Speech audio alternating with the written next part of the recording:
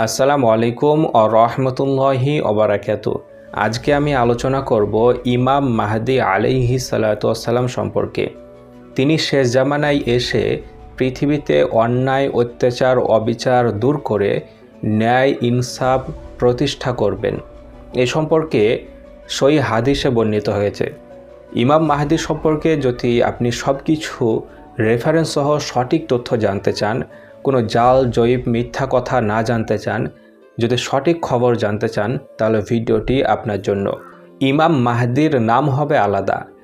ইমাম শব্দের মানে হচ্ছে নেতা এবং মাহদি শব্দের মানে হচ্ছে যিনি আল্লাহ তাআলার হেদায়েতের পথে প্রতিষ্ঠিত। তো ইমাম মাহদি মানে হচ্ছে মহান রব্বুল আলামিনের সঠিক পথে যিনি প্রতিষ্ঠিত বা পরিচালিত, সেই রকম একজন নেতাকে বলা হয় ইমাম মাহদি। সুনানে আবু দাউদের মধ্যে নবী সাল্লাল্লাহু আলাইহি ওয়াসাল্লাম বলে দিয়েছেন, ইমাম মাহদি হবে আমার বংশ থেকে, ফাতেমার সন্তানের মধ্য থেকে। আর এক হাদিসে দেখতে পাওয়া যায়, তার নাম হবে আমার নামের মতো আর তার পিতার নাম হবে আমার পিতার নামের মতো।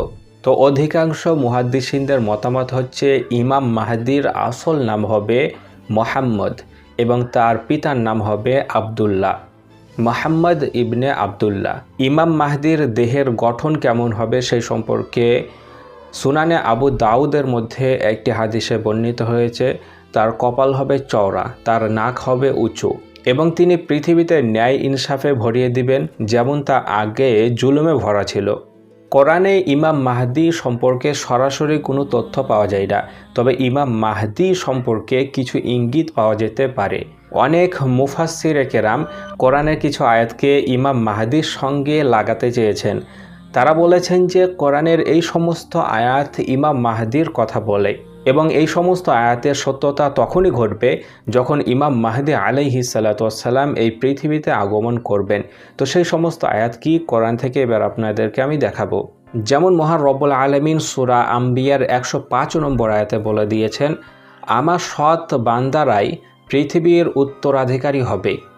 আল্লাহ তাআলা সূরা নূরের 55 নম্বর আয়াতে বলেছেন, তোমাদের মধ্যে যারা ঈমান এনেছে ও সৎকর্ম করেছে, আল্লাহ তাদেরকে পৃথিবীতে খেলাফত দান করবেন। আবার সূরা তওবার 33 নম্বর আয়াতে আল্লাহ তাআলা জানিয়ে দিয়েছেন, তিনি তার রসুলকে সত্য দিন দিয়ে পাঠিয়েছেন যাতে তা সব দিনের ওপর বিজয়ী হবে।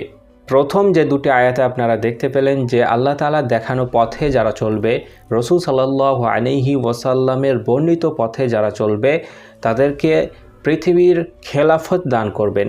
তো ইমাম মাহদি যখন আসবেন তিনি পুরো পৃথিবীর খেলাফত লাভ করবেন, তিনি খলিফা হবেন। তো এই আয়াত তখন কার্যকর হবে এবং শেষে যে আয়াতে বলা হচ্ছে, রসুল সাল্লাল্লাহু আলাইহি ওয়াসাল্লামকে যে দিন বা ধর্ম দিয়ে আল্লাহ তাআলা পাঠিয়েছেন, সেই দিন বা ধর্ম সবার ওপরে বিজয়ী হবে।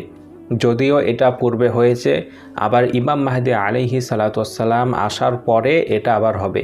তো এই আয়াত তখন কার্যকর হবে বলে অনেক মুফাসসিরিনে কেরাম বলে থাকেন।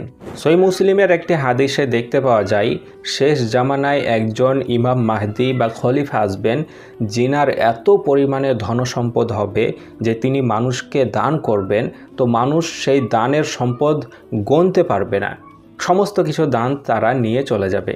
ইমাম মাহদি যখন আবির্ভাব করবেন তখন পৃথিবীতে অত্যন্ত পরিমাণে অন্যায়, অত্যাচার, অবিচার শুরু হবে। তিনি সব কিছু দূর করে একটি সুন্দর ন্যায়বান পৃথিবী প্রতিষ্ঠা করবেন। মক্কার কাছে অসংখ্য মুসলিম তার হাতে বায়াত হবে এবং তাকে কিছু মুসলিম আক্রমণ করতে যাবে, যাদেরকে মহান রব্বুল আলামিন তিনার গায়েবী মাদাতের মাধ্যমে মাটিতে ধস নামিয়ে তাদেরকে ধ্বংস করে দেবে। ইমাম মাহদি পৃথিবীতে 7 বছর পরিচালনা করবেন বলে বিভিন্ন হাদিস থেকে জানা যায়। তিনি পৃথিবীতে খেলাফত লাভ করবেন এবং তিনি যখন আসবেন তার পেছনে ঈসা আলাইহিস সালাতু ওয়াসসালাম নামাজ আদায় করবেন। শিয়াদের মতে যারা 12 ইমামে বিশ্বাসী, তারা মনে করে যে 11 জন ইমাম ইতিপূর্বে চলে এসেছে আর একজন ইমাম আমাদের আসতে বাকি আছে, আর তিনি হচ্ছেন ইমাম মাহদি।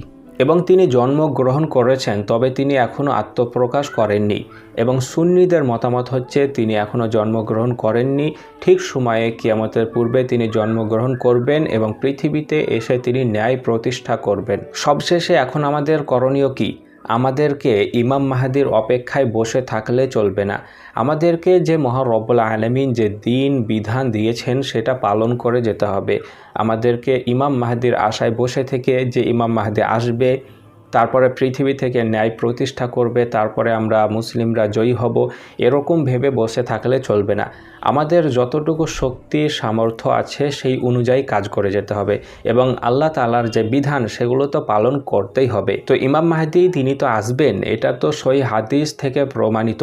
কিন্তু ইমাম মাহদি আসলে আমরা কি তাকে সাহায্য করব? আমরা কি তার পাশে দাঁড়াবো?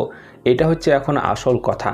তো আপনারা ইমাম মাহদির অপেক্ষায় কে কে আছেন এবং আপনার ঘর পরিবার সব কিছু ছেড়ে গিয়ে অত্যাচার জুলুম যন্ত্রণা সহ্য করে ইমাম মাহদির পাশে দাঁড়াবেন কে কে, কমেন্টে জানাতে পারেন। আশা রাখি বুঝতে পেরেছেন। আজকের মতো এই পর্যন্ত। আসসালামু আলাইকুম।